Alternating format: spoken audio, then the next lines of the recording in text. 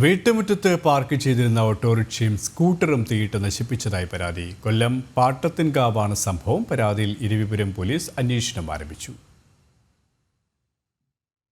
മാടൻനടയിൽ വാടകയ്ക്ക് താമസിക്കുന്ന ദീപക്കാണ് പരാതി നൽകിയത്.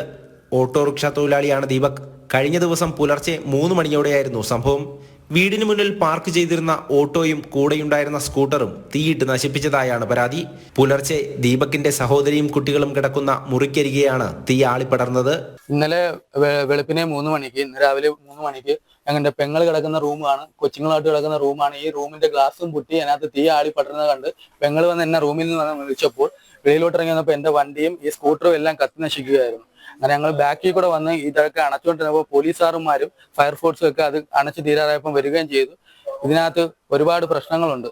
ഞാൻ കൂലിക്കോടുന്ന വണ്ടി, അന്നത് അരിയാകാരം മേടിക്കാനായിട്ട് ഞാൻ കൊല്ലവന്റെ വണ്ടി കൂലിക്കെടുത്ത് ഓടുന്നതാണ്. ഈ വണ്ടി നശിപ്പിക്കുകയും ആ വണ്ടികളെ കത്തി നശിപ്പിക്കുകയും ജോലിക്ക് കൊണ്ടുവന്ന ആ സ്കൂട്ടർ കത്തി നശിപ്പിക്കുകയും ചെയ്തു. ഉറങ്ങിക്കിടന്നിരുന്ന വീട്ടുകാർ ഞെട്ടലോടെയാണ് എണീറ്റത്. സംഭവം വെളുപ്പിലെ ഒരു 3:30 ആയപ്പോ എന്നെ മോള് വിളിച്ചു, തീ കത്തുന്നെന്നും പറഞ്ഞു. തീ കത്തുന്നെന്നും പറഞ്ഞ് കഥ തുറന്നപ്പോൾ കത്തിക്കൊണ്ടിരിക്കുകയാണ്. അങ്ങനെ ഓടി ബാക്കിൽ കൂടെ വന്നപ്പോൾ പോലീസുകാർ കൂടെ പോകും. അങ്ങനെ ഞാനും മോനും കൂടെ പോയി വെള്ളം ഒഴിച്ചു. പിന്നാലെ പോലീസും ഫയർഫോഴ്സും എത്തി. നാട്ടുകാരും ഒത്തൊരുമിച്ച് ചേർന്ന് തീയണച്ചു.